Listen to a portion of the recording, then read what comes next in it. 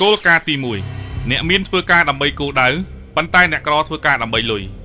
មានហេតុផលមួយក្នុងចំណោមហេតុផលទាំងឡាយដែលអ្នកក្រស្ថិតនៅក្រោមអំណាចរបស់លុយនោះគឺពួកគេជាមនុស្សព្រមធ្វើការដើម្បីលុយហេតុដូច្នេះហើយពួកគេត្រូវតែខ្លាចលុយនិងតែងតែត្រូវលុយបញ្ជាស្ទើរវល់ក្បងដែលបង្កើតបានជាវដ្តជីវិតវិលវល់មួយគឺខ្លាចលុយទៅធ្វើការបានលុយខ្លាចលុយ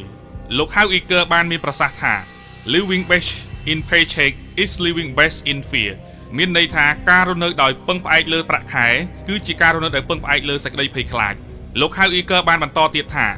អ្នកក្រជាមនុស្សដែលកំពុងជួញដូរពេលវេលាដើម្បីលុយហើយបញ្ហាចំពោះយុទ្ធសាស្ត្រនៃការរកលុយតាមរបៀបនេះគឺថាពេលវេលារបស់ពួកគេមានកំណត់ប៉ុន្តែសម្រាប់អ្នកមានវិញគឺពួកគេមិនចូលចិត្តយកកម្លាំងនិងពេលវេលារបស់គេទៅដោះដូរជាមួយប្រាក់បន្តិចបន្តួចនោះទេហើយអ្វីដែលអ្នកមានចូលចិត្តនោះគឺការកាន់កាប់មុខចំនួនផ្ទាល់ខ្លួនមួយទោះបីវាមានទំហំតូចឬធំយ៉ាងណាក៏ដោយអ្នកមានជាមនុស្សដែលមានជំនឿចិត្តលើខ្លួនឯងយ៉ាងខ្លាំងព្រោះពួកគេបានស្គាល់អំពីតម្លៃពិតនិងសមត្ថភាពរបស់ខ្លួនឯងលោក Robert Kiyosaki ជាអ្នកនិពន្ធសៀវភៅ Poor Dad Rich Dad បានសរសេរថាមូលដ្ឋានគ្រឹះរបស់អ្នកក្រនិងអ្នកវណ្ណៈកណ្ដាល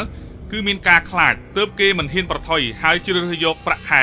ពីការងារដែលបានធ្វើជាប់លាប់ព្រោះធ្វើឲ្យមានអារម្មណ៍ថាមានសុវត្ថិភាពមនុស្សជាច្រើនគិតថាស្ដាប់ទៅល្អម្យ៉ាងដែរព្រោះគេមានគំនិតផ្ដោតលើចំណូលតែកុំភ្លេចថាបើមិនយកចំណូលមកទិញទ្រព្យទេនោះអ្នកក៏គ្មានថ្ងៃមានសេរីភាពផ្នែកអរញ្ញវត្ថុនោះដែរលោក Robert Kiyosaki បានបន្តទៀតថានៅក្នុងជីវិតពិតមនុស្សហ៊ានច្រើនទទួលបានជោគជ័យមិនមែនមនុស្សដែលឆ្លាតនោះទេបទពិសោធន៍ជីវិតពិតបានបង្រៀនខ្ញុំថាបើចង់ពូកែរឿងលុយកាក់អ្នកត្រូវតែមានទាំងចំណេះដឹងនិងមានទាំងភាពក្លាហានព្រោះការខ្លាចអាចបាត់បង់ចំណេះដឹងរបស់អ្នកបានតាក់ទងនឹងចំណុចនេះផងដែរខ្ញុំមានរឿងនិទានមួយស្ដីអំពីកុមារីចង់ក្លាយជាម្ចាស់ភោជនីយដ្ឋានដែលមានការដំណើរដូចតទៅនេះមានភោជនីយដ្ឋានទំនើបមួយនៅទីក្រុងនៃប្រទេសបារាំងមានឈ្មោះល្បីល្បាញមែនទែនហើយមានភ្ញៀវជាច្រើនចូលជាប្រចាំភោជនីយដ្ឋានមានសេវាកម្មរហ័សទាន់ចិត្តនិងមានតម្លៃសមរម្យទៀតផងមានពេលមួយនោះម្ចាស់ភោជនីយដ្ឋានមានដំណងចង់ពង្រីកសាខារបស់ខ្លួននៅកន្លែងផ្សេងមួយទៀតនៅឯជាយក្រុង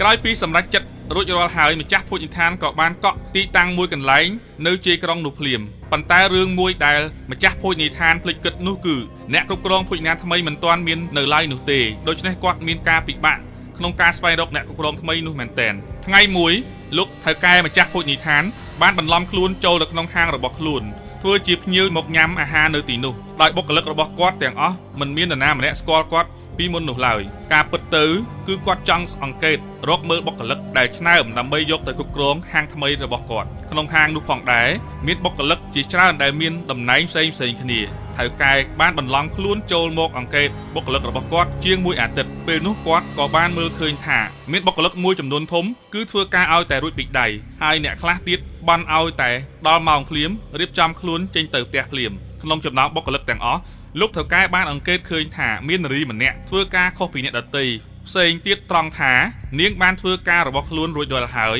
នាងនៅតែជួយការងារអ្នកផ្សេងទៀតស្ទើររាល់ថ្ងៃហើយពេលខ្លះទៀតនាងធ្វើការមិនរើសអើងថាការងារនោះគឺជាការឲ្យងារអ្វីនោះទេសូម្បីតែលាងចានលាងបង្គន់ក៏នាងធ្វើដែរដោយឃើញអាកប្បកិរិយារបស់នាងបែបនេះលោកថៅកែក៏បានជួបនាងដោយបន្លំខ្លួនជាភ្ញៀវហើយសួរនាងថាតើក្មួយជាអ្នកសម្អាតនៅទីនេះមែនទេនាងក៏ឆ្លើយភ្លាមវិញថាទេលោកពូនាងខ្ញុំមិនមែនជាអ្នកសម្អាតទីនេះទេថៅកែហាងក៏សួរបន្តទៀតថាបើក្មួយមិនមែនជាអ្នកសម្អាតទេចុះហេតុអ្វីបានជាក្មួយខំខ្លាំងម្ល៉េះបើវាមិនមែនជាហាងរបស់ក្មួយផងហ្នឹងនាងក៏ឆ្លើយតបវិញថាទោះបីវាមិនមែនជាហាងរបស់នាងខ្ញុំក៏ដោយតែខ្ញុំត្រូវធ្វើវាឲ្យអស់ពីលទ្ធភាពរបស់ខ្ញុំឬដូច្នោះម្ចាស់ហាងក៏ញញឹម